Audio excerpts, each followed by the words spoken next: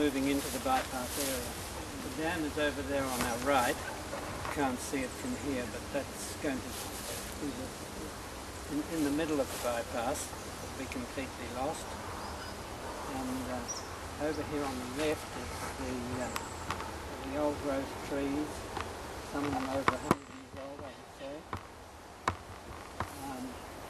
full of bird nesting holes for kookaburras and lorikeets, all those birds that need holes to build their nests in. Swamp rats and possums. Lizards and insects. And they're all trees that are indigenous to this area.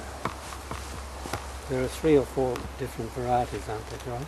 I mean, we need to keep this type of quality bushland because most people, they don't know what quality bushland looks like because a lot of small patches of bushland that's left, it's heavily invaded by weeds and feral animals. So this place is so unique because it doesn't have that. It's virtually, it has some weeds, but it's mostly intact, and we need this as a reference. It's a living museum. This is what Australia used to look like. We need to keep this as a reference for, restoring other areas, to show people this is what this area used to look like, because it's so heavily modified elsewhere and there's no other places that have this quality of vegetation left to use as a reference. And it's going to be greatly reduced when the freeway goes through. So, and then the remaining, what is left, is going to be under so much pressure to try and keep the remaining bit of bushland in as good a condition is going to be such hard work because you're going to have a freeway down one side, you've got houses on another side, you've got vehicles introducing weeds, you've got birds dropping seeds, weed seeds. So to keep that last small patch in as unique a condition as it is now is going to be even harder. Very difficult. It's going to be a lot more difficult. It's going to be under a lot more pressure. So Joyce, you put your submission in, Simon and Joyce, they put their submission in. They went to the panel hearing, and that was probably about a year ago. Yes. And how many months did you have to wait until you're told of the about the outcomes of that panel hearing? About 3 months, I think. It had to wait, and it went to the minister, Mr. Justin Madden, who approved certain things of it. Well, in the submission, the panel had suggested that the bypass be moved further to the east, which would have avoided the bushland and the dam altogether, but it would have meant removing the school, because they said you could always replace bricks and mortar, but you can't replace that bushland.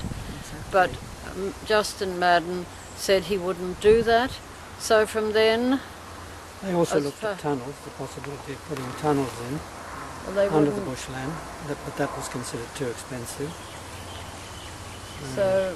So if they don't have the money to put a proper freeway in to pay for all these tunnels, what's the point of putting a freeway in at the cost of the environment?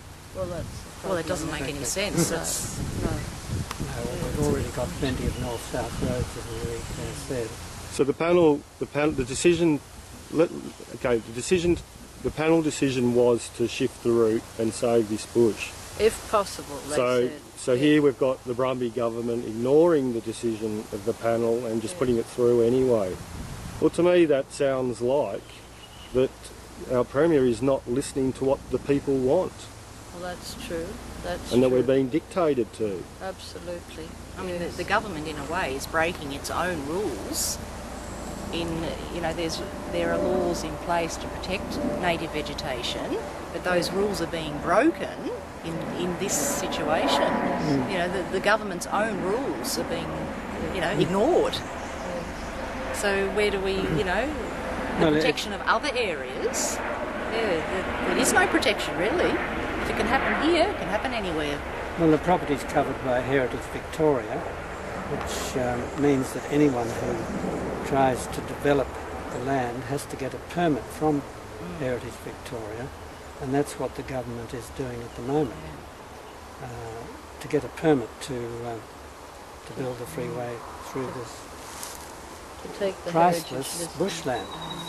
Now, if I remember correctly, guys, this time last year we had one of the worst droughts and summer heats on record, is that right? Yes. Now, weren't you guys being harassed day after day by the CETA mob and by all the consultants? Not day after day, Mark. We had a very hot day when they appeared down, and we had to show them various things. Was any consideration taken on those days for your age, though? No, I don't suppose so. I expected. So how's your feeling towards the way you guys have been treated through this whole process? Well, It's been a bit rough. my feeling is that they're very pleasant as long as they want something, but if they don't get it, they can be very nasty. And that is what's starting. I mean, you've also had some, phone calls at really inappropriate times. Like 6 o'clock in the evening, yes, CETA we has rung Simon and Joyce. Outside of business hours. That's not very professional. Usually with news that we don't want to hear. No, nothing positive. No. Yes. So no. And have you had a visit from the planning minister No. or our beloved Premier John We Brumby? have invited the Premier, John Brumby, and Mr. Pallas to come and see the bushland, but we've had no reply. And it's just typical of this government. They're very gutless. They make decisions behind closed door, and when the public does kick up an affray about it, they run and hide. They're too scared to face the music. But they're very powerful, and they've got the numbers. They're only powerful if the people allow them to be powerful, because at the end of the day, it is the people who elect them, and they are in power to put into place what the people require.